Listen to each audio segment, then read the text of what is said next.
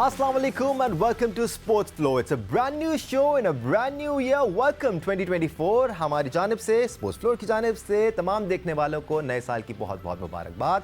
Hopefully this one is going to be a good year. आज का show कुछ special होने वाला है क्योंकि आज बतौर स्पेशल गेस्ट हमें ज्वाइन कर रहे हैं पाकिस्तान क्रिकेट टीम के चीफ सेलेक्टर वहाब रियाज. साथ साथ हमारा पूरा रेगुलर पैनल भी हमारे साथ मौजूद है. हमें ज्वाइन किया हुआ है senior sports journalist Abdul Majid Bhatti ने, टेस्ट क्रिकेटर सिकंदर बख्त हमारे साथ मौजूद हैं और टेस्ट क्रिकेटर अब्दुल रज़ाक भी हमारे साथ मौजूद हैं. सबसे पहले Wahab, happy new year to you. हम आपसे सबसे पहले ये जानना चाह रहे हैं पाकिस्तान क्रिकेट को लेकर कोई न्यू ईयर रेजोल्यूशन है आपके पास कि आप ये देखना चाह रहे हैं आगे?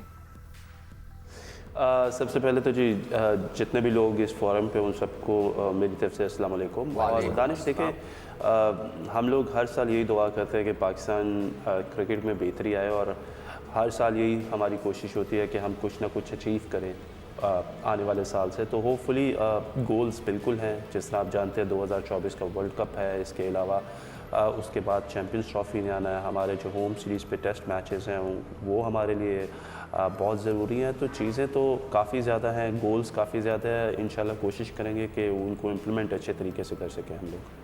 बटी साहब, वहाब ने अब तक 2 स्क्वाड्स का ऐलान किया है. एक दौरा ऑस्ट्रेलिया के लिए और एक भी T20 स्क्वाड जो न्यूजीलैंड के लिए अनाउंस हुआ है. कुछ नए चेहरे भी हैं इसके अंदर. आपके दिमाग में आई एम श्योर बहुत सारे सवाल होंगे वहाब के लिए. So why don't you go ahead with it. Wahab, आपने जिस तरह कहा कि कुछ गोल्स हैं आपके जहन में, तो अगर नंबर 1 गोल कहा जाए, जिस तरह वेस्ट इंडीज़ और अमेरिका में जून में T20 वर्ल्ड कप होना है, तो ऐसा क्या गोल है? क्योंकि हमारे यहाँ सिलेक्शन के हवाले से गॉसिप्स बहुत सारी मीडिया में भी चलती रहती हैं, सोशल मीडिया पे भी. तो लेकिन हम जानना चाह रहे हैं कि आपके जहन में कोई ऐसा गोल जो आप चाह रहे हैं कि 2024 में अचीव हो और पाकिस्तान क्रिकेट को उससे फ़ायदा पहुंचे. देखिए माजिद भाई, बहुत क्लियर स्टांस होता है कोई भी वर्ल्ड कप आता है कि हम लोग वो वर्ल्ड कप जीतें. लेकिन उस वर्ल्ड कप को जीतने के लिए आपको ये देखना पड़ता है क्या आपकी तैयारी अच्छी है, क्या जो लोग जिनके ऊपर हम डिपेंड कर रहे हैं वो हम लोग सही कर रहे हैं या नहीं कर रहे हैं, उन पे जो हम इन्वेस्ट करें वो अच्छा कर रहे हैं या नहीं कर रहे. थोड़ा सा मैं आपको पीछे ले जाऊँ. अनफॉर्चुनेटली पिछले 3-4 सालों में हमें जो सबसे बड़ा इशू आया वो हमें आया था मिडल ऑर्डर का. क्योंकि बाबर और रिजवान दे वर परफॉर्मिंग अमेजिंगली वेल और उनके बहुत ज़्यादा रन्स या बहुत ज़्यादा मैचेस उन्होंने पाकिस्तान को जितवाए हैं. लेकिन जैसे ही आप नंबर 3 से नीचे आते थे तो मोस्टली हमने जितने भी लड़कों को देखा वो मोस्टली उस तरीके से इंटरनेशनल अरीना पे वो लोग उस तरीके से अपने आप को जो है वो अनाउंस नहीं कर सके या उनकी परफॉर्मेंस उस तरीके से नहीं थी. तो गोइंग फॉरवर्ड हमारे लिए सबसे बड़ा चैलेंज ये है कि 4 साल से वही लड़के खेली जा रहे थे. उन्हीं लड़कों में ऊपर नीचे कर देते थे. कोई बैठता था, कोई खेलता था, लेकिन किसी भी नए यंग ब्लड को या नए टैलेंट को आगे नहीं आने दिया गया या जो भी वजूहात थी आप कह सकते हैं. जब हम आए, जब हमने टेक ओवर किया तो स्टांस बहुत ज़रूरी था कि हम we always talk about the backups. तो हम लोगों को बैकअप्स बनाने हमारे लिए बहुत ज़रूरी है और बैकअप तब तक नहीं बनेंगे जब तक आप बच्चों को या लड़कों को चांस नहीं देंगे. बेसिकली जब आप रीबिल्डिंग फेज़ में होते हैं और हर वर्ल्ड कप के बाद ये बात होती है कि जी हम रीफेज़ हैं, ट्रांजिशन फेज़ में हैं, ट्रांजिशन फेज़ में है. ये बातें हमने बचपन से सुनते आ रहे हैं, आज दिन तक ऐसे ही है. लेकिन हमने कभी इसमें वो चीज़ देखी नहीं, अमल होते हुए नहीं देखा. सो मैं ये बिलीव करता हूँ कि आपकी टीम हार जाए लेकिन आप बच्चों पे इन्वेस्ट करना शुरू करें, आप लड़कों पे इन्वेस्ट करना शुरू करें. तभी मेरा ख्याल है कि आपने भी इतनी क्रिकेट कवर की है कि ये पहली दफ़ा था कि इस साल जो हमारी T20 का स्क्वाड अनाउंस हुआ, हमने 7 से 8 नए वो लड़के या नए वो चेहरे भेजे हैं जो ऑलरेडी परफॉर्मेंसेस कर रहे थे डोमेस्टिक क्रिकेट में, पर उनको मौका नहीं मिल रहा था. लेकिन जब तक हम इनको नहीं देखेंगे, इनको नहीं कि इनका एक्सपोजर कैसा है, इंटरनेशनल अरीना का प्रेशर ये लोग कैसे हैंडल कर सकते हैं. अनफॉर्चुनेट हमारे पास मैचेस बहुत लिमिटेड हैं. हो सकता है इसमें ज़्यादातर चांसेस ना मिल सकें, किसी को 2 मिले, किसी को 4 मिले, क्योंकि वर्ल्ड कप में जाने से पहले हमारे पास 13 T20 गेम्स हैं और इंग्लैंड की जो सीरीज़ है उसमें हमारी सोच ये है कि इंग्लैंड के साथ जो 4 T20 है बिफोर द वर्ल्ड T20 उसमें हम अपना पूरा एक बेहतरीन स्क्वाड भेजें जो इसमें वर्ल्ड कप खेलना है, ताकि बच्चों को भी पता हो और टीम मैनेजमेंट को भी पता हो कि क्या है। तो ये 13 T20 गेम्स हैं जिसमें अब हम लोगों को बहुत ज़्यादा रद्द-बदल करनी है। ये देखना है कि कौन कहाँ पे खड़ा है और कौन पाकिस्तान टीम के लिए किस जगह पे या किस सिचुएशन में जो है वो इम्पोर्टेंट किरदार अब आप प्ले कर सकता है। अब आप T20 की तरफ चले गए। मैं टेस्ट पे बात करना चाहता था, मैं T20 पर ही बात कर लेता हूँ। आपने 6 ओपनर्स भेजे, क्या जहन में रख के भेजें? Are you going to rotate them या कोई और सिनेरियो होगा या उनको मिडिल ऑर्डर में खिलाएंगे? और वहाँ इसी सिक्कू भाई के सवाल के साथ कि आपके जो रेगुलर ओपनर हैं वो रिजवान और बाबर आजम है। देखिए गोइंग फॉरवर्ड एक चीज़ थोड़ी सी ये है सिकंदर भाई कि हमने जिस तरह बात की कि अनफॉर्चुनेटली हमारे पास मिडिल ऑर्डर बैट्समैन नहीं है, तो ऑब्वियसली जब हमने प्लेयर्स को भेजा है तो there is no permanent place for anybody. हम लोगों ने उन लड़कों से बात की जा रही है, उनको रोल बताए जा रहे हैं कि हम उनको कहाँ पे देख रहे हैं कि वो किधर फिक्स इन होंगे, किधर खेलेंगे।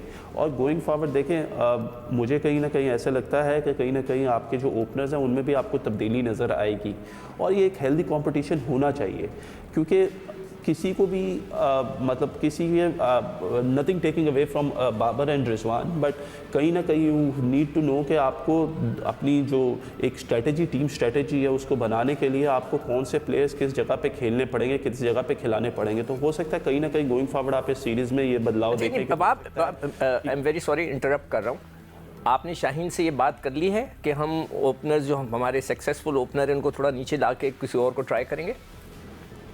देखिए सिकंदर भाई, जब आपकी बातचीत होती है ना, जब आप टीम सेलेक्ट करते हैं, जब आप कप्तान को और टीम डायरेक्टर को आप ऑन बोर्ड करते हैं या आपकी अच्छा, आप लोग बैठ के करते हो सारी बातें एक साथ? इन चीज़ों पे बिल्कुल, इन चीज़ों पे हमारी बातचीत होती है।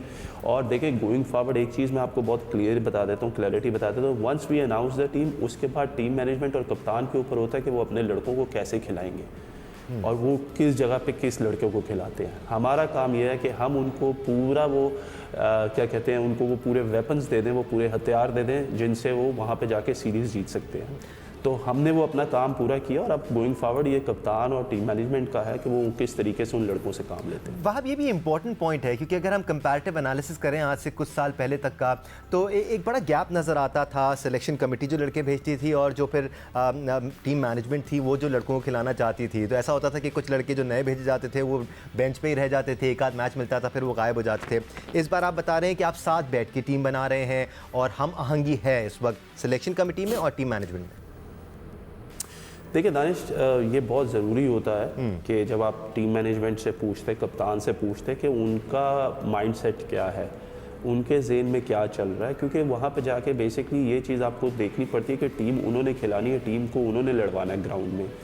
तो कहीं ना कहीं जब आप बैठते हैं, एक डिस्कशन करते हैं, तो मोस्टली जब आपका डिसएग्रीमेंट होता है ना, वो 2 या 3 प्लेयर्स पे हो सकता है। ऐसे नहीं हो सकता कि आप 15-16 लड़कों की, और वो भी हेल्दी है, और वो भी हेल्दी है। वही मैं कह रहा हूँ कि 12-13 लड़कों पे डिफरेंस आ जाए, ऐसा नहीं होता। होता यही है कि एटलीस्ट 2 या 3 लड़कों पे आपकी बातचीत होती है जिसमें आपको कन्विंस करना पड़ता है कि यार हाँ, इसको किस खिलाएंगे तो किस जगह पे खिलाएंगे, इसको कैसे यूटिलाइज़ करेंगे, और फिर अगर आपने नहीं खिलाना और उनकी जगह जिसको लेना तो उनको किस जगह खिलाएंगे और कैसे खिलाएंगे। तो ये चीज़ें जो है ना बहुत ज़रूरी हैं कि इन लोगों को पता होनी चाहिए। तो हमने बिल्कुल बात की है, हमने उस पर चीज़ें की हैं। ये चीज़ भी बहुत ज़्यादा बाहर निकली थी कि जी ड्रॉप करना चाह रहे हैं बाबर और रिजवान को। मैं ये चीज़ भी क्लियर करता चाहूँ, कहीं पे भी ऐसा नहीं था कि बाबर और रिजवान को ड्रॉप करना चाहते थे हम लोग। मेरा मकसद सिर्फ इतना था, क्योंकि जब मैंने बात की तो मैंने उनसे ये कहा कि because we know the capability of Babar and Rizwan कि वो क्या कर सकते हैं और उन्होंने पिछले 4 सालों में पाकिस्तान के लिए क्या किया है। सो गोइंग फॉरवर्ड हमें ये देखना है कि उनके इर्द गिर्द कौन से प्लेयर्स हैं जिनको हमें खिलाना और उनको हमें आगे लेके जाना है। आप ये बताओ, ये चीज़ें हमें देखना बहुत ज़रूरी है। Sikandar, I am sure you have lots of question. मैं अब्दुल रज़ाक को भी डिस्कशन करना चाह रहा हूं। रज़ाक, आप लोगों की अंडरस्टैंडिंग कैसी है? सपोज करें आपने तो एक प्लान बना के ओपनर्स डाल दिए, ठीक है, वहाँ पर वो चेंज नहीं कर रहे, सपोज करें team management, do you have the right या आपके पास इतनी अथॉरिटी है कि आप उनको फ़ोन करके पूछें कि आप ये क्यों नहीं कर रहे, मैंने तो ये सोच के लड़के को भेजा था? ठीक है सिकंदर भाई, जब आप टीम भेज देते हैं ना और जब आपकी डिस्कशन होती है अगर उन चीज़ों के ऊपर हमें कोई अमल दरामद नज़र नहीं आएगा या हमें नज़र आएगा कि जिस तरीके से चीज़ों को लेके चलना था उस तरीके से नहीं हो सकी, तो फिर जब वो वापस आएंगे टूर से तो तब हम उनसे बात करेंगे ना कि यार आपने तो ऐसे नहीं तो फिर तो आपका वक्त ज़ाया हो गया ना, वो जो आपने लड़के भेजे वो तो ज़ाया हो गए। नहीं, ऐसे नहीं होता सिकंदर भाई, लड़कों ज़ाया नहीं होते कभी। नहीं, डू यू थिंक ऐसी अथॉरिटी होनी चाहिए आपके पास कि आप उनसे बात करें? क्या कह रहे हैं आप? इतनी अथॉरिटी होनी चाहिए कि आप उनसे बात करें कि यार देखो मैंने इसको ओपनर भेजा था, तुम क्यों नहीं खिला रहे? देखें, अथॉरिटी जो है वो है और बिल्कुल है, और ऐसा नहीं है कि हम लोग डिसकनेक्टेड है, वी आर कनेक्टेड। तो मुझे ऐसा लगता है कि पहले उनको खिला तो लेने दें, जब वो नहीं खिलाएंगे या वो चीज़ें नहीं करेंगे तो उसके बाद बात होगी ना कि यार क्या सर्कमस्टांसेस थे, क्यों नहीं खेला, क्यों खेला, क्या परफॉर्मेंस थी, क्यों, क्या आप लोगों की सोच है, क्या हमारी सोच है, तो उसके बाद ही बात होगी ना। अभी तो भेज दिया और अभी फौरी तौर पे तो नहीं हो सकता। Again, Once let's the tour come to an end और उसके बाद ही बात करेंगे ना। पॉजिटिव ये है वहाब कि एक बेसिक अंडरस्टैंडिंग हमें नजर आ रही है सिलेक्शन कमेटी और टीम मैनेजमेंट के दरमियान, और वो जो केमिस्ट्री है वो भी बनती है। With due time I am sure कि बेहतर फैसले होंगे तो वो केमिस्ट्री भी ज़्यादा स्ट्रेंथन होगी। अब्दुल रज़ाक, आप भी रिसेंट टाइम्स से क्रिकेट खेल रहे थे, आप भी डोमेस्टिक सर्किट को अच्छी तरह समझते हैं। जो अभी 2 स्क्वाड्स अनाउंस हुए हैं, इनसे मुताल्लिक आपकी नज़र में सवाल हैं जो आप वहाब रियाज से करना चाहते हैं, please go ahead with it. नहीं, देखिए दानिश, मैं बातें सुन रहा और वहाब बड़ी अच्छी तरह क्लियर कर रहे हैं सारी चीज़ें, और ये कि वहाब खुद प्लेयर रहे हैं 4-5 साल से, ये भी खेलना चाह रहे थे पर ये निगलेक्ट हुए सिलेक्शन कमेटी की। आप ये भी कह सकते हैं कि उन्होंने इनको कॉन्फिडेंस नहीं दिया, उनको मौका नहीं दिया, और फिर ये चीफ सिलेक्टर बन गए। और चीफ सेलेक्टर बनते ही मैं समझता हूँ कि जितने भी लड़कों को अपॉर्चुनिटी मिली है वो बड़ी ज़बरदस्त है, और ये बड़ा एक स्टेप, अच्छा स्टेप है। इसमें ये है कि कंट्रोवर्सी नहीं हो रही। आप देखें, सरफराज भी टीम में है और आज़म भी टीम में है और साइम भी टीम में है। ये सारे लड़के जो नॉक कर रहे थे पाकिस्तान खेलने के लिए, वो सारी टीम में है। तो अब पहले टीम अनाउंस होती थी तो मीडिया की तरफ से बड़ा शोर मचता था कि ये नहीं है, इसको होना चाहिए था, ये ड्रॉप हो गया, इसके साथ ज्यादती होगी। तो इस बार ये नहीं हुआ, और वहाब के लिए ये डिफिकल्ट टास्क ये है कि ऑस्ट्रेलिया और न्यूजीलैंड का टूर है। अगर इसकी जगह अगर श्रीलंका का टूर होता या जिम्बाब्वे का टूर होता या बांग्लादेश का होता तो ये इनके लिए ईजी हो जाता, क्योंकि प्लेयरों ने जितनी परफॉर्मेंस दी है वो डोमेस्टिक क्रिकेट में आपको जो डेड पिचों पे दी है, और ऑस्ट्रेलिया की पिचेज, न्यूजीलैंड की पिचेज बिल्कुल डिफरेंट है। और ये भी जब बात कर रहे हैं कि कम्युनिकेशन का, चीफ सिलेक्टर का जो रोल, अहम रोल होता है ना, वो 11 की टीम पर होता है। पहले वो 11 की टीम पहले बनाता है और उस पर सबको मनाता है कि ये मेरी 11 की टीम है और ये 11 की टीम खेलेगी। ये ऐसा नहीं होता कि आप कप्तान पे या डायरेक्टर पे छोड़ दें। ये थोड़ी सी हो सकता है इनकी पॉलिसी चेंज हो। हमने तो यही सुना है पहले कि जो भी चीफ सिलेक्टर होता है उसका फुल अथॉरिटी होती है, 11 की टीम पहले बनती है तो वही खेलती है। अगर वो परफॉर्म ना करे तो फिर वो डिस्कशन करता है कैप्टन के साथ या कोच के साथ, तो फिर जाकर उसमें चेंजिंग करती है। तो भाई इनका सिस्टम अभी पता चल जाएगा। जैसा ये बात कर रहे हैं कि हमने टीम बना के दे दी है, खिलाएंगे वही, तो ये बात समझ नहीं आई कोई। ठीक है, वहाँ ये जो हम रोटेशन पॉलिसी की बात कर रहे हैं, तीसरे टेस्ट में इसका में एक इंडिया भी नज़र आया है, जैसे इमाम को रेस्ट देकर साइम अयूब को ट्राई किया जा रहा है। माजी के कंपैरेटिव एनालिसिस की तरफ एक बार फिर मैं आपको लेके जाऊँगा। आपके दौर में भी ऐसा हुआ है कि हमें कुछ टैलेंटेड प्लेयर्स नज़र आए, उनको सीरीज़ का आखिरी टेस्ट दिया गया, अनफॉर्चुनेटली वो फेल हो गए, फिर वो साइड लाइन हो गए। इसको केटर करने के लिए क्या सिलेक्शन कमेटी को सोच रही है कि उनको प्रॉपर चांस दिया जाए, मुश्किल कंडीशंस में भी, आसान कंडीशंस में भी, ताकि उनको एक्सप्रेस करने का मौका मिले? देखिए, बात यह है कि जिस तरह रज़ाक भाई ने बात की, उन्होंने बताया कि as a player it is very important कि जो सिलेक्टर्स की कम्युनिकेशन है वो उनके साथ बहुत एक क्लियर होनी चाहिए और उनको एक क्लैरिटी देनी चाहिए। फॉर मी, क्योंकि मैं खुद इस प्रोसेस से गुजरा हूँ, जैसे कि रज़ाक भाई ने आपको बताया, तो मैं उन चीज़ों पे कोशिश करता हूँ कि वो चीज़ें ना हों जो एक आम प्लेयर के साथ इन द पास्ट हो गई हैं। क्योंकि अगर मैं आके डिफरेंस क्रिएट नहीं करता या मैं आके उन चीज़ों को ठीक नहीं कर सकता तो फिर मुझे भी जो मैं कंप्लेन करता रहा पास्ट में वो नहीं करनी चाहिए थी। सो this is very clear, crystal clear. Secondly, going forward, देखिए एक मैच से किसी भी प्लेयर का हम लोग जज नहीं कर सकते कि वो खेलेगा आगे पाकिस्तान या वो आगे पाकिस्तान नहीं खेलेगा। साइम अयूब जो है, he is a wonderful talent और ही इज़ समबडी जिसको हम ये देखते हैं या हम ये सोचते हैं कि ही इज़ समबडी जो फ्यूचर में पाकिस्तान का is going to be a very bright prospect. So you know we have to and we need to invest in him. और हम फिर ये देखेंगे कि what is the response from Saim as a player. Is he taking things for granted और is he really wanted it कि वो पाकिस्तान के लिए परफॉर्म करे, क्योंकि चीज़ों का आपको पता चल जाता है जब आप डे इन डे आउट उठते बैठते मिलते हैं तो चीज़ों का पता चल जाता है। तो इस वजह से आई डोंट बिलीव कि अगर खुदा ना खास्ता सैम अपने ये जो कल उसका डेब्यू है उसमें वो फेल हो जाता है, इसका मतलब ये नहीं है कि सैम की टेस्ट क्रिकेट पाकिस्तान के लिए ख़त्म हो गई। सेकेंडली एक और चीज़ गोइंग फॉरवर्ड आपको बता दूँ कि अक्सर पिछले सालों में ये होता रहा है कि अगर मेरी परफॉर्मेंस T20 में अच्छी नहीं है तो मुझे टेस्ट से भी निकाल दिया गया और मुझे वनडे से भी निकाल दिया गया। फॉर मी जब तक मैं हूँ इट इज़ वेरी क्लियर, जिस प्लेयर की जिस फॉर्मेट में परफॉर्मेंस नहीं होगी वो सिर्फ और सिर्फ उस फॉर्मेट से अगर उसको जाना पड़ा तो वो सिर्फ उस फॉर्मेट से जाएगा, सारे फॉर्मेट से नहीं जाएगा। अच्छा वहाब, एक और इस सिडनी टेस्ट के जो 11 खिलाड़ी अनाउंस हुए हैं, शाहीन शाह अफरीदी को रेस्ट करवाया। पिछले मैच में जो मेलबर्न टेस्ट था वो काफ़ी रिदम में नज़र आए, तो इसके पीछे क्या थॉट्स हैं सिलेक्शन कमेटी और टीम मैनेजमेंट के? साथ साथ वहां एक जो सवाल उठ रहा है शाहीन शाह अफरीदी की पेस को लेकर, क्या कोई इनसाइड रिपोर्ट्स हैं फिटनेस से लेकर, या आपकी नज़र में एक्सपर्ट ओपिनियन में, because you were bowling at mid 140 clicks through out your career, क्या वजह है कि एक फास्ट बॉलर की पेस ड्रॉप होती है?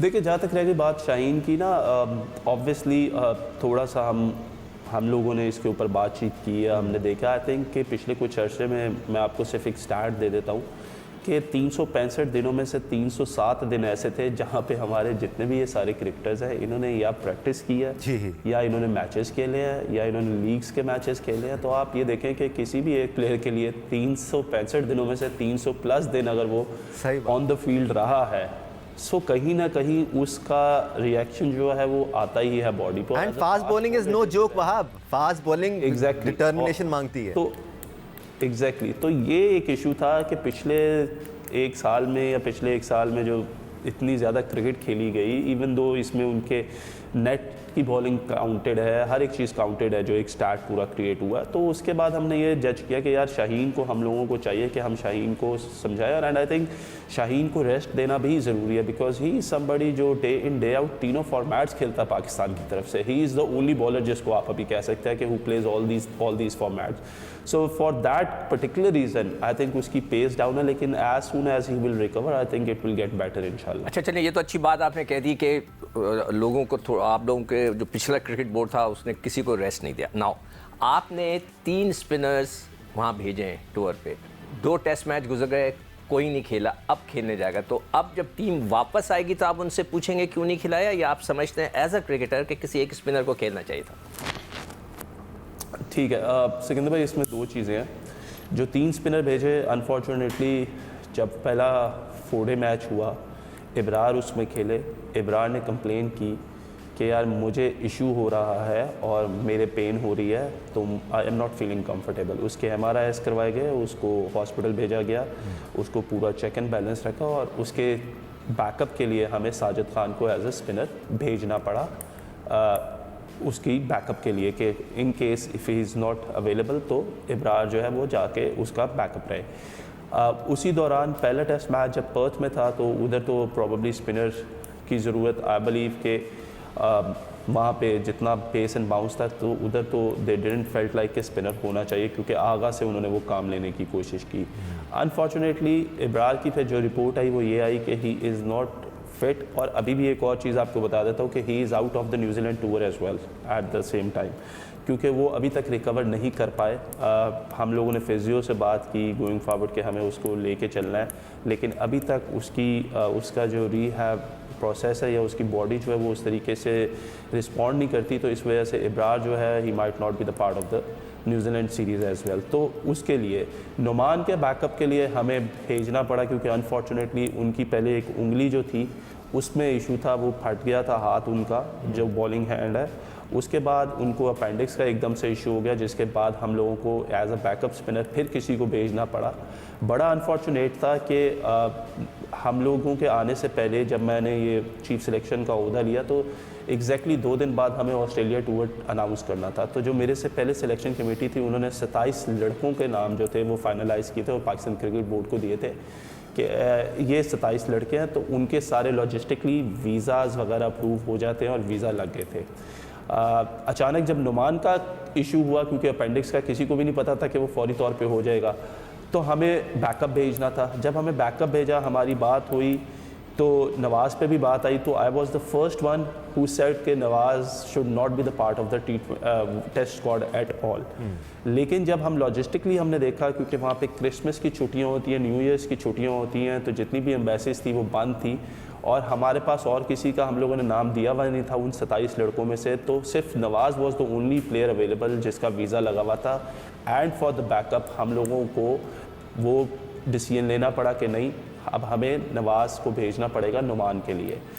साजिद वॉज ऑलरेडी देयर, और आज इब्रार का क्योंकि ये केस क्लियर हुआ है हमारे सामने, तो उसके बाद हम लोगों ने साजिद को इस टेस्ट सीरीज़ के लिए अनाउंस कर दिया, इस टेस्ट मैच के लिए अनाउंस कर दिया। और ये भी वो दूरअंदेशी है जो बेहद ज़रूरी होती है। पाकिस्तान क्रिकेट में ऑलरेडी इस बारे में बात हो रही है कि ये पूल भी बढ़ाया जाए जिनके नाम भेजे जाते हैं वीज़ाज़ के लिए, ताकि ज़्यादा से ज़्यादा ऑप्शन सेलेक्टर्स के पास भी हों और फिर उतने ही ऑप्शन टीम मैनेजमेंट के पास भी हों कि अगर प्लेयर्स को रोटेट करना है तो उनको खिलाया जा सके और अवेलेबिलिटी हो at least. In discussion with chief selector Wahab Riaz. एक ब्रेक लेंगे, ब्रेक से वापस आएंगे, डिस्कशन जारी रहेगा, हमारे साथ रहेगा।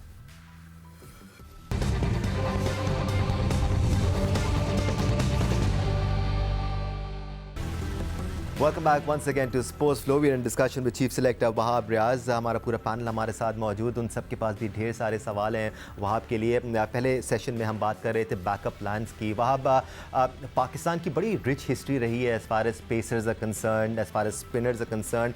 बॉलिंग डिपार्टमेंट तो पाकिस्तान का ऐसा था कि एक हवा था पाकिस्तान का। मैं था इसलिए कह रहा हूँ बिकॉज अब उसमें थोड़ी सी कमी आती हुई नज़र आ रही है। क्या प्लानिंग कर रही है आपकी सिलेक्शन कमेटी और टीम मैनेजमेंट के साथ मिलकर कि एटलीस्ट पूल हो हमारे पास पेसर्स का और स्पिनर्स का, और आपके लिए चॉइस आसान हो कि इसको पिक करना है या उसको पिक करना है, नहीं इसको कर लेते हैं, इसकी ज़्यादा अच्छी परफॉर्मेंसेज हैं? देखिए दानिश, चीज़ें बहुत सिंपल हैं। गोइंग फॉरवर्ड जो पीछे होता रहा हम लोग उसके तो जवाब दे नहीं है, लेकिन ऑब्वियसली जहाँ से हमने स्टार्ट किया है वो एक मुश्किल जर्नी है ऑस्ट्रेलिया न्यूजीलैंड सीरीज़ के लिए, और वो इवन के जो बड़े सीज़न कैंपेनर्स होते हैं उनके लिए भी बड़ा मुश्किल होता है जब उन्हें ऑस्ट्रेलिया और न्यूजीलैंड जाके खेलना पड़ता है। तो हमारे लिए भी यही इश्यूज़ थे, लेकिन देखें हम लोग किसी चीज़ से घबराते नहीं हैं। हम चाहते हैं कि पूल ऑफ प्लेयर्स बढ़े। हम लोगों ने आते साथ जो डोमेस्टिक के परफॉर्मेंस है, सबसे पहले हमने उन परफॉर्मेंस को आके रिवॉर्ड करना शुरू किया। अल्हम्दुलिल्लाह आमिर जमाल हो गए, खुरम शहजाद हो गए, या मीर हमजा हो गए, या अब्बास आफरीदी जो एक अरसे से परफॉर्म कर रहे थे। अब्बास जी, अब देखिए अब्बास आफरीदी जो कि आपके PSL के बेस्ट बॉलर थे, वो पिछले एक साल से he was not part of any squad of Pakistan team.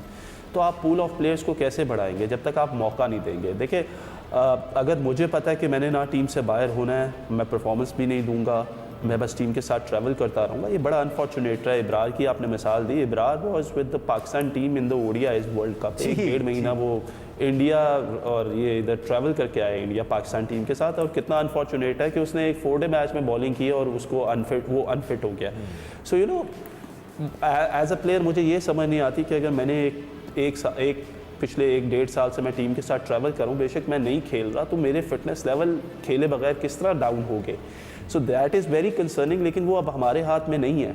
हमने तो अपनी तरफ से बेस्ट पॉसिबल जो स्क्वाड था वो भेजा, लेकिन जब वहाँ पे ये सीन हुआ तो अब देखें this is how you have to identify कि आपके प्लेयर्स कौन है। अब हमने अब्बास आफरीदी को हमने जो है वो मौका दिया है, हसनैन अभी फ़िट होकर वापस आ रहे हैं, नसीम अभी फ़िट होकर वापस आ रहे हैं। फिर इसी तरीके से हमने एक आमिर खान है, एक इमरान जूनियर लड़का है जो अभी डोमेस्टिक T20 में परफॉर्मर्स थे, उनको हम लोगों ने कैंप में बुलाया। सो you no this is somewhere.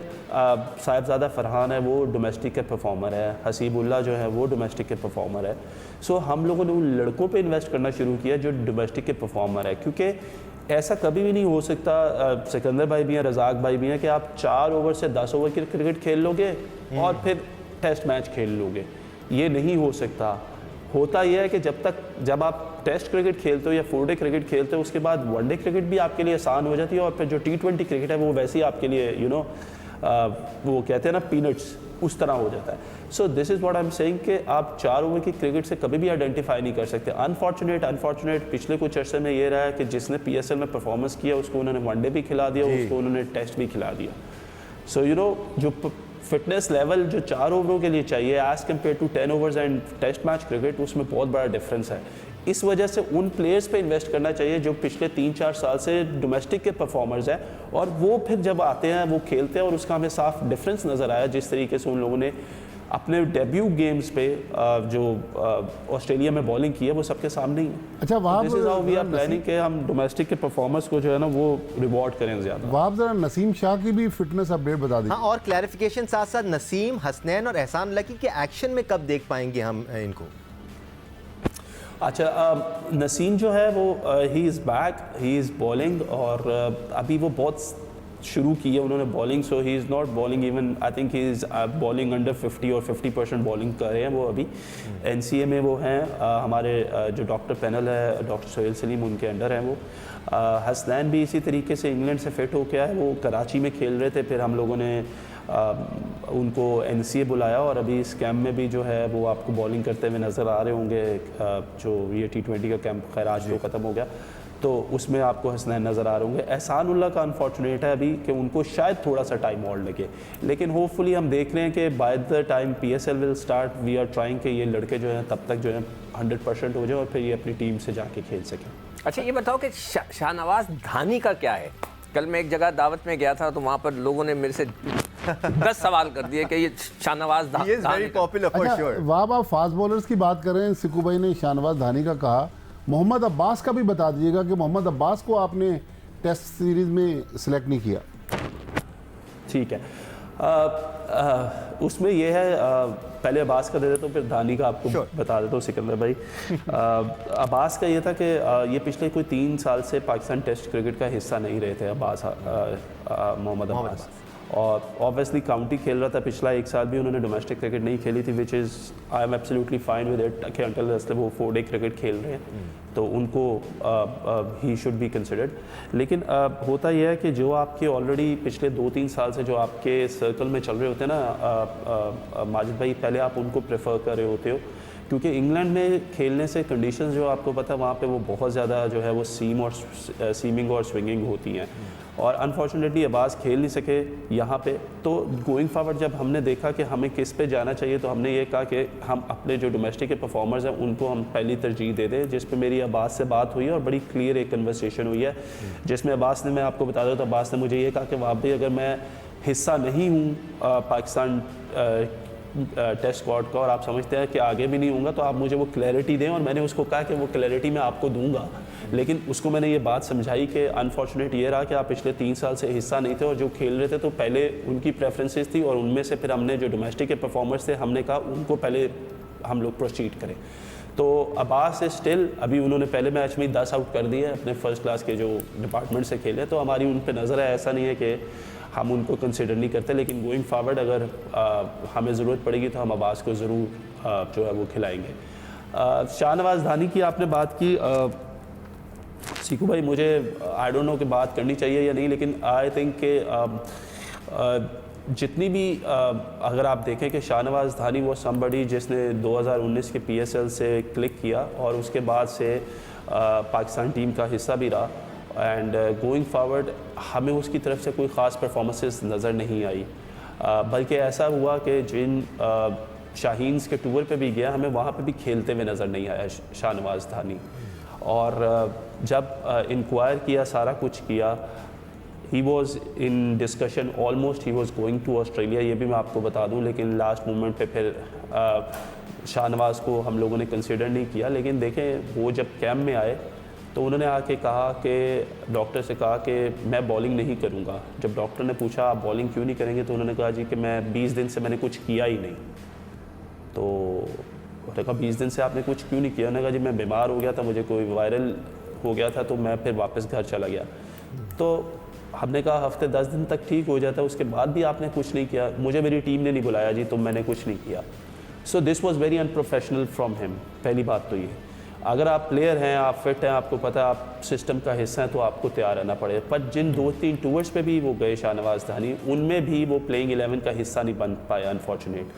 और उनके कुछ एटीट्यूड को लेके और उनकी काफ़ी बातचीत जो है वो सामने नज़र में आई कि जितने भी कोचेज़ हैं, 2-3 कोचेज़ के साथ उन्होंने काम किया और अनफॉर्चुनेटली 2-3 कोचेज़ का जो एक जो उनकी एक रिपोर्ट थी या उनका जो पॉइंट ऑफ व्यू था वो मिलता था। जो एक कोच ने बात की वही दूसरे ने की, वही तीसरे ने की। तो मैंने फिर शाहनवाज धानी से जाके बात की और मैंने उसको जाके ये बात की कि दिस इज़ वेरी अनफॉर्चुनेट कि आप जो है आपके ये इश्यूज सामने आ रहे हैं and you need to address these issues, और आपको क्रिकेट खेलनी और आपको परफॉर्म करना है, क्योंकि उनकी शिकायत कुछ ऐसी भी आती रही शाहनवाज धानी की कि शायद वो नेट पे भी बॉलिंग नहीं करना चाहते थे और वो कोशिश करते थे अपनी जान छुड़वाने की, जिसकी वजह से उनका जो बॉलिंग का ग्राफ है वो काफ़ी नीचे चला गया। तो दैट इज़ ऑल्सो रीज़न कि शाहनवाज धानी को बताया है और उसको मैंने कहा कि वो रेड बॉल क्रिकेट पे ज़्यादा कॉन्सेंट्रेट करे, और अभी मुझे लग रहा है वो सुई गैस से मैच खेल रहे हैं। अभी मेरा उन्होंने एक हैट्रिक भी किया, so which is a good sign कि he is improving his bowling day by day. अच्छी बात यह है कि सब पे नज़र है और सबसे बात करने की कोशिश की जा रही है, क्योंकि एक इंटरनेशनल क्रिकेट के लिए सिर्फ स्टैट्स इंपॉर्टेंट नहीं होते, एटीट्यूड भी इंपॉर्टेंट होता है। अब्दुल रज़ाक, आपके पास आई एम श्योर ये कोई सवाल होगा वहाब के लिए, गो अहेड विद इट। देखिए, वहाब जो बातें कर रहे हैं बड़ी स्मूथली सारी चीज़ें चल रही हैं, और बात ये है कि हमने सिस्टम को ठीक कैसे करना है। और जैसे वहाब से सवाल कर रहे हैं, उनके जवाब दे जा रहे हैं, तो ये इसका हल नहीं है कि आपने जवाब ले लिया तो समझ लें कि ये कि चीज़ें बिल्कुल ठीक हो जाएंगी। हमें पाकिस्तानी क्रिकेट टीम को कैसे ठीक करना है, जो पास्ट में होता रहा, अब ये कोशिश कर रहे हैं कि उसको चीज़ों को ठीक करने की। जब ये जाएंगे तो इनकी जगह कोई और चीफ सेलेक्टर आएगा, वो कहेगा कि पास्ट में गलत होता रहा है, मैं अब ठीक करने जाऊंगा। तो ये हल नहीं है, हमने हल ढूंढना है। हमने ये देखना है कि पहले टेस्ट मैच में नहीं, हमने ये देखा ना कि पहले टेस्ट मैच में जो टीम खेली गई है 11 की, वो तो वनडे की टीम खिला दी गई है। तो इसका भी पूछना चाहिए कि ये क्या पाकिस्तान टीम के साथ हो क्या रहा है। फिर इनको याद आता है कि जी हसन अली भी है, मीर हमजा भी है।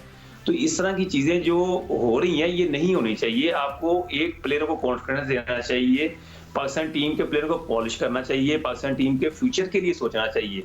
जितने एक्सपेरिमेंट करेंगे, डोमेस्टिक में आप परफॉर्म करते हैं प्लेयर डेड पिचों पे, और वो जाके ऑस्ट्रेलिया में जाते हैं तो वहां पे कंडीशन डिफरेंट है। तो ये सारी चीजें देखनी पड़ेगी। पाकिस्तानी टीम को कैसे अच्छा करना है, प्लेयरों को कैसे कॉन्फिडेंस करना है, कैसे टीम बिल्ड करनी है, ये बड़ी रिस्पॉन्सिबिलिटी है। अब ये अभी क्रिकेट बोर्ड है, नेक्स्ट कोई आ जाएगा, सारी सिस्टम चेंज हो जाएगा, कोई और आ जाएगा, तो इसी तरह हम घूमते रहेंगे, प्लेयर इसी तरह स्पॉइल होते रहेंगे।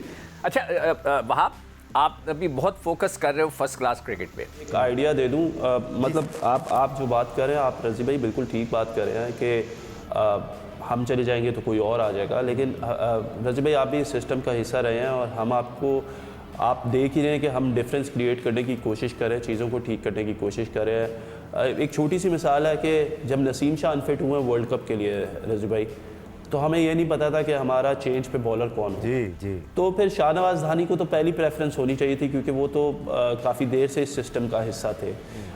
सेम गोइंग फॉरवर्ड और भी एक दो लड़के थे, उनको हिस्सा होना चाहिए था। तो फिर हसन अली किस तरीके से वापस सिस्टम में आ गया। So this is what we are trying to do. हम लोग जो क्रिएट करना चाहते हैं वो ज़्यादा से ज़्यादा लड़कों को मौका दे के इसीलिए देखना चाहते हैं। आप बात बिल्कुल ठीक कर रहे हैं, लेकिन मुझे ये भी बता दें कि अगले 4 सालों में हमने फिर ऑस्ट्रेलिया खेलने नहीं जाना। अगले 4 साल तक हमने इन्हीं डोमेस्टिक विकेटों पे और इन्हीं डोमेस्टिक पाकिस्तान में ही खेलना, जहाँ पे डेड पिचों पे हम खेलते रहे हैं। तो हमने उन्हीं प्लेयर्स को मौका दिया ना, ताकि उनका तो कॉन्फिडेंस गेन हो कि यार वो खेले हैं जाके ऑस्ट्रेलिया भी, और वो जब पाकिस्तान आएंगे तो वो पाकिस्तान में भी खेलेंगे।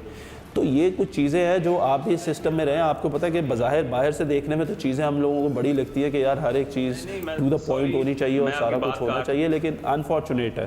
जी नहीं, मैं सॉरी आपकी बात काट रहा हूँ। ये तो बड़ी अच्छी बात है, एज ए प्लेयर देखे जिन प्लेयरों का भी नाम आता है मुझे तो बड़ी खुशी होती है, क्योंकि अल्लाह ताला ने लिखा हुआ है कि पाकिस्तान से खेलना बड़े प्राइड की बात होती है। तो बात यह है कि हमने प्लेयरों को कैसे डेवलप करना है। अब धानी की बात हो रही है, धानी का पहले आप एटीट्यूड देखें, उसकी बॉडी लैंग्वेज देखें, उसकी फिटनेस चेक करें, तो फिर ही प्लेयरों को मौका देना चाहिए। ये नहीं कि जो प्लेयर डोमेस्टिक में परफॉर्म करे स्टेट अवे उसको आपको पाकिस्तान टीम में ले जाएं। आपने प्लेयरों पे नजर रखनी है, आपको पोटेंशियल भाई देखना पड़ेगा। हमारा सबसे बड़ा जो प्रॉब्लम आ रही है पाकिस्तान टीम में, वो प्लेयर इंडिविजुअल खेलते हैं। आप इस पे भी रोशनी डाल लें और इस पे उनको गाइड करें कि जो प्लेयर इंडिविजुअल खेलने की कोशिश करेगा वो मेरी टीम का हिस्सा नहीं होगा, मैं उसको ड्रॉप कर दूंगा। तो इस तरह के मैसेज भी देने चाहिए। यही बात हो रही है। I totally agree with you Razi भाई, आप जो बात कर रहे हैं I do agree with you. और ये चीज़ें जो है इस टूर के बाद आपको काफ़ी चीज़ें जो है वो क्लैरिटी में अगर हमारे से नहीं पता चलेंगी तो शायद प्लेयर्स खुद बता दें। अच्छा, प्रोग्राम का टाइम हमारा खत्म हो रहा है, जल्दी जल्दी कुछ सवाल है, कुछ स्पेसिफिक सवाल है, कुछ ब्रीफ जवाब भी जानना चाहेंगे आपसे। मैं जल्दी से एक सवाल, Sure, sir. आबिद अली के बारे में क्या है, उनकी फिटनेस क्या है, वो रन्स भी कर रहे हैं, उन्होंने Since he's come back.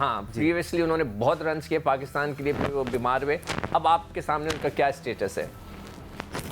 देखें, गोइंग फॉरवर्ड अभी क्योंकि सैम अब्दुल्ला और सैम तो खैर अभी आए, लेकिन अब्दुल्ला शफीक और इमाम जो है वो काफ़ी देर से पाकिस्तान के लिए परफॉर्मेंस कर रहे थे, और आबिद से मेरी इस बारे में ऑलरेडी बात हो चुकी हुई है। आबिद को मैंने बताया, आबिद ने मेरे से सेम बात की कि मैं रन्स किए हैं, लेकिन मुझे पिछले 2 साल से कंसिड्रेशन में नहीं था। तो ऑब्वियसली जब आपका एक ओपनिंग पेयर ऐसा जो रन्स कर रहा था और जो कंसिस्टेंटली पिछले 1-2 साल से खेल रहा था, उसको आप फौरी तौर पे तो नहीं बदल सकते, लेकिन गोइंग फॉरवर्ड अगर हमें लगा कि अब्दुल्ला और इमाम में से हमें किसी को चेंज करना है तो obviously only Abid will not be the priority. Sahibzada Farhan है, उन्होंने भी रन्स किए हैं, he could also be the priority going forward. तो ये डिपेंड करेगा कि हम किसको किस तरीके से, किस नज़रिए से देखेंगे। वहाँ टुवर्ड्स द एंड कुछ रैपिड फायर क्वेश्चंस आपसे। सबसे पहले तो हम आपसे ये जानना चाह रहे हैं, लीग क्रिकेट से मुतालिक आपकी क्या पॉलिसी है, सिलेक्शन कमेटी की क्या पॉलिसी है? क्या ये इंश्योर किया जाएगा कि पाकिस्तानी प्लेयर्स जो एटलीस्ट पाकिस्तान से खेलने वाले हैं वो डोमेस्टिक में 4-डे टूर्नामेंट ज़रूर खेलें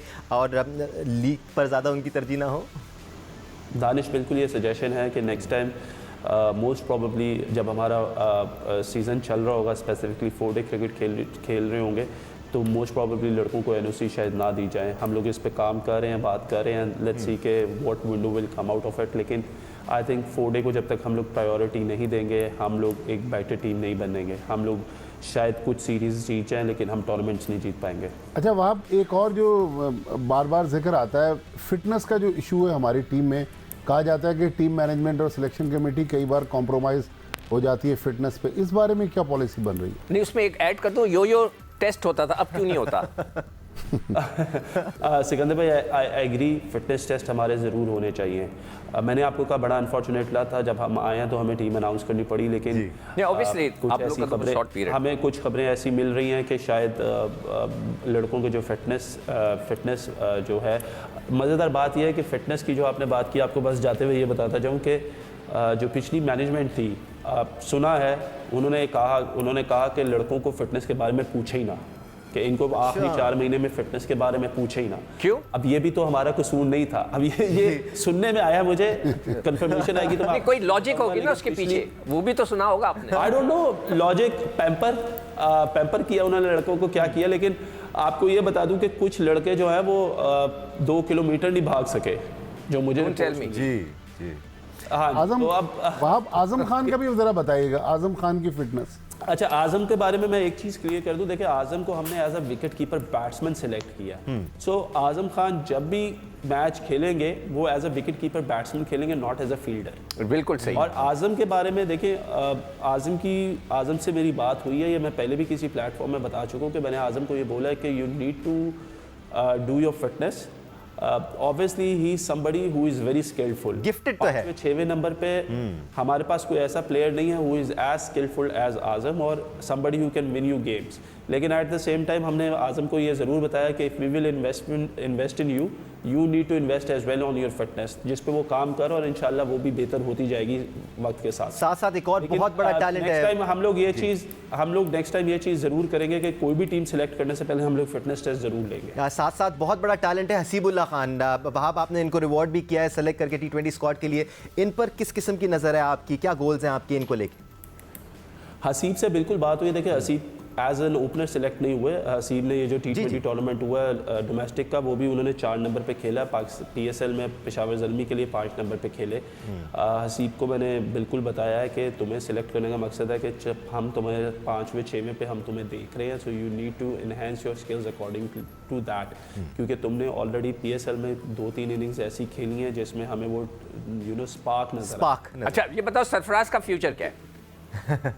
सरफराज का फ्यूचर जब तक रन्स कर रहा है, जब तक वो परफॉर्म कर रहा है, वो खेलेगा, इसमें कोई दो राय नहीं है। आखिर में अगर आप लोग की इजाज़त हुई, आखिरी सवाल होगा। वहाँ एक अरसे से इशू चला आ रहा है, नए बॉल का बॉलर हमें थोड़ा सा मुश्किल से मिलता है, हमने स्ट्रगल किया है, तो आप सोच रहे हैं कि स्पेसिफिकली कुछ यंगस्टर्स को तैयार किया जाए नए बॉल के साथ बॉल करने के लिए? और वहाँ इसी से मिलता जुलता एक, वो सिक्कू भाई ने पहले भी आपसे पूछा, हमारे कुछ बॉलरों की पेस कम हो रही है। जी मैंने बताया कि क्रिकेट ज़्यादा खेलें, और अब लीग क्रिकेट्स वगैरह भी इतनी होती है कि जिसकी वजह से इन लोगों का जो बॉडी है वो उस तरीके से रिस्पॉन्ड नहीं करती, फिटनेस लेवल इनके मोस्टली लड़कों के वैसे नहीं है। तो उस जैसे आपने कहा ना फिटनेस पे सोचना मना है। नहीं वो मैंने नहीं कहा। मतलब आपने बताया, किसी ने कहा आपको? हाँ किसी ने हमें कहा कि जो इससे पहले मैनेजमेंट थी उन्होंने कहा कि इन लोगों को फिटनेस पे नहीं पूछना। ये अब आई डोंट नो कितना सच है कितना नहीं, मुझे जो बात आई वो मैंने आपको बता दी। ठीक। जहाँ तक रह गई नए बॉल के बॉलर्स की बात ना, दानिश जब मैं पहले दिन आया ना तो मैंने इनको एक बात की कि आप अपनी टीम से भी, मेरी जो बात हुई सिलेक्शन कमेटी से, मैंने उनको बहुत एक क्लियरिटी दी। मैंने कहा कि हम लोगों को ये फाइंड आउट करना है कि हमें 3 नए बॉल बॉलर्स, और हर टीम में 3 नए बॉल बॉलर्स और 2 पुराने बॉल के बॉलर्स होते हैं जो भी स्क्वाड जाता है। तो मैंने उनको बोला कि जिस तरीके से खुदा ना खास्ता कोई नए बॉल का बॉलर अनफिट होता है तो हमें नए बॉल का बॉलर ही डालना चाहिए, तो उसके साथ हमें 2 और नए बॉल के बॉलर तैयार करने हैं। अच्छा आप भी नया बॉल नहीं करते थे? यार सिकंदर भाई, एक तो I think I was not good at that with bowling the new balls. मगर पेस तो थी आपकी यार। मैंने मेरे पे यकीन ही नहीं किया कि मैं नया बॉल। मैं गवाह हूं इस बात का वहाब के जब हमने शो किया ना, सिकू भाई कहते थे इनकी पेस इतनी है और यार इतनी पेस थी, आप नई बॉल से करना हाँ 145 पे करो, नया बॉल लाके उखाड़ो।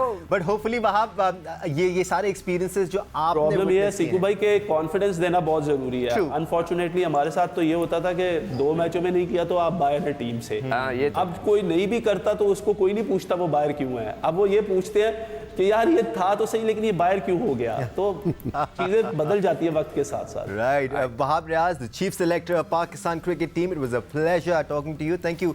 आपने हमें टाइम दिया। साथ साथ अब्दुल माजिद भट्टी, सिकंदर बख्त, अब्दुल रज़ाक आज थोड़ा सा खामोश रहे, बट कल से हम अब्दुल रज़ाक आपको और भी ज़्यादा तंग करेंगे। थैंक यू जेंटलमैन, आप सबका शुक्रिया प्रोग्राम देखने के लिए। होपफुली आप लोगों के दिमाग में भी जो बहुत सारे सवाल थे उनमें से कुछ की क्लैरिफिकेशन वहाब रियाज ने आपको दी होगी। आगे आने वाले दिनों में we hoping for the best for Pakistan cricket team. Let's hope 2024 is a good one for Team Pakistan. आज के लिए इतना ही। अल्लाह हाफ़िज़।